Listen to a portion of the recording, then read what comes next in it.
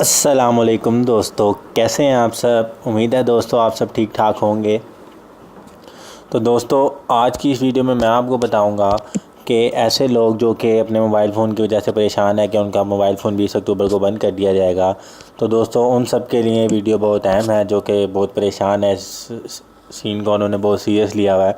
तो दोस्तों सब इसमें मैं आपको बताऊंगा कि कौन से मोबाइल फ़ोन ब्लॉक्ड होंगे और कौन से मोबाइल फ़ोन ब्लॉक नहीं होंगे, और ऐसे मोबाइल फ़ोन जो कि वैलिड हैं, इनवैलिड हैं या नॉन कंप्लेंट हैं, उनको रजिस्टर करने का क्या तरीका है। दोस्तों इससे पहले भी मैंने वीडियो बनाई थी, उसमें भी मैंने सारा एक्सप्लेन किया था, लेकिन मैंने सोचा कि एक और वीडियो बनाई जो उसमें लोगों को बताया जाए कि ज़्यादा आसानी से बताया जाए कि लोग जो है अपने मोबाइल को कैसे रजिस्टर कर सकते हैं PTA के साथ। तो चलें दोस्तों शुरू करते हैं। सबसे पहले मैं आपको एक चीज़ क्लियर कर दूं कि ऐसे लोग जिनको जो रिप्लाई आ रहा है PTA की तरफ से वैलिड आ रहा है या इनवैलिड आ रहा है या नॉन कंप्लीट आ रहा है, तो उनको किसी भी किस्म की टेंशन लेने की ज़रूरत नहीं है। जी हाँ दोस्तों, बहुत से लोग ऐसे हैं जो कि नॉन कंप्लेंट और इनवैलिड को गलत समझ रहे हैं, लेकिन उसका वो मकसद नहीं है जो वो समझ रहे हैं। तो चलें दोस्तों मैं आपको बताता हूँ कि कौन कौन से फ़ोन ब्लॉक्ड होंगे और कौन कौन से फ़ोन जो हैं आप यूज़ कर सकते हैं। तो दोस्तों सबसे पहले जो ऑप्शन थी वो वैलिड थी, वैलिड, इनवैलिड और नॉन कंप्लेंट। तो दोनों दोस्तों इन तीनों के लिए आप सुन लें कि आपने क्या करना है। अगर आपको इन तीनों में से कोई एक भी रिस्पॉन्स आता है तो आपने क्या करना है, अपने मोबाइल में एक सिम डालनी है और उस सिम से आपने क्या करना है, सिर्फ एक मैसेज या एक कॉल करनी है, बस दैट्स इट। तो दोस्तों अगर आपने कर लिया तो आपका मोबाइल फ़ोन 20 अक्टूबर को बंद नहीं होगा और PTA से रजिस्टर्ड हो जाएगा। लेकिन अगर दोस्तों आपके पास IME ब्लॉक आता है रिस्पॉन्स PTA की तरफ से, अगर आप अपना जो IME नंबर है वो 8484 पर मैसेज करते हैं या फिर आप ऑनलाइन चेक करते हैं वेबसाइट पे, या फिर आप DIRBS की एप्लीकेशन फिर अपना IME चेक करते हैं और आपको उसका रिस्पांस आता है कि IME ब्लॉक्ड, तो दोस्तों फिर उसका कुछ नहीं हो सकता, वो आपका फ़ोन बंद होके ही रहेगा।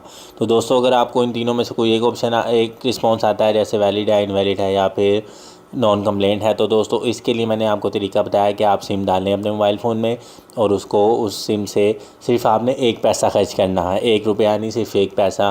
उसका मतलब है कि आप एक मैसेज कर दें, कॉल कर दें या थोड़ा सा इंटरनेट यूज़ कर लें, आप जो ईज़िली कर सकते हैं आप वो करें। तो दोस्तों अगर आपने ये कर लिया तो आपका मोबाइल फ़ोन कभी भी बंद नहीं होगा, PTA से अप्रूव्ड हो जाएगा। तो दोस्तों दूसरी बात ये कि कुछ लोगों के जो थर्ड ऑप्शन है नॉन कंप्लेंट की, उसमें क्या है कि सिर्फ वो सिम्स डाल सकते हैं जो वो यूज़ करना चाहते हैं। जी हाँ दोस्तों, अगर आपके पास फ़र्ज़ करें आपके पास 4 सिम्स हैं, एक जायज़ की, एक वारिद की, एक यूफ़ोन की और एक जोन की, तो आपने उन चारों सिमों को डाल के कोई ना कोई मैसेज करना है या कोई कॉल करनी है, यहाँ पे इंटरनेट यूज़ करना है। तो जब आप वो चारों सिम में बारी बारी डाल के यूज़ करेंगे उन्हें 1-1, 2-2 मिनट के लिए, तो आपका मोबाइल फ़ोन जो है वो वेरीफाई हो जाएगा और फिर 20 अक्टूबर के बाद आप इन चारों में से कोई भी सिम उसमें डाल के यूज़ कर सकते हैं। तो दोस्तों वैलिड और इनवैलिड में आपको कोई टेंशन लेने की ज़रूरत नहीं है, उसमें आप बस एक सिम डाल लें और मैसेज कर दें और फिर 20 अक्टूबर के बाद भी आप कोई भी उसमें सिम डाल लें, आपका मोबाइल फ़ोन चलेगा। तो दोस्तों ये थी आज की वीडियो। अभी मैं आपको बताता हूँ कि DIRBS है क्या और इसको ये वेरिफिकेशन सिस्टम यहाँ पे क्यों किया गया है। तो दोस्तों ऐसे फ़ोन जो कि PTA से रजिस्टर्ड नहीं थे, वो जब यहाँ पे बाहर से यहाँ पे पाकिस्तान मंगवाए जाते थे तो हुकूमत को टैक्स नहीं देना पड़ता था।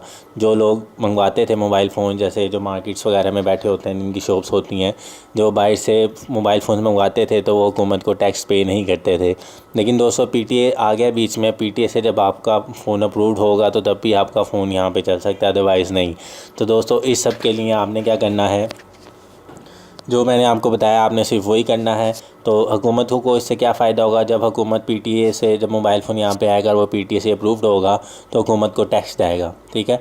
तो जब टैक्स जाएगा हुकूमत को तो फिर वो उनको फ़ायदा होगा, ठीक है। तो ये सारा सिस्टम है, इस वजह से इन्होंने ये सारा किया है कि इलीगल फ़ोन्स बंद करने लगे हैं और लीगल फ़ोन्स रन कर रहे हैं।